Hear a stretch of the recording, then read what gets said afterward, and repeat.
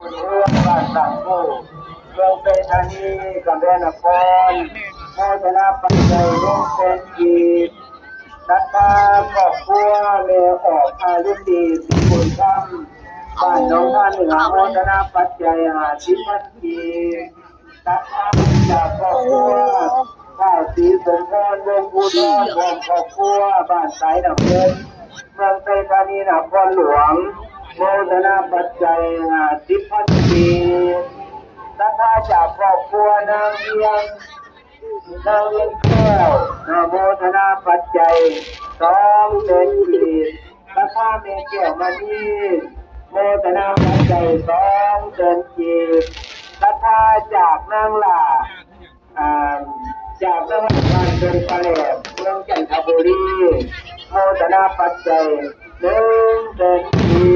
บสาธุจะเป็นภาพนะ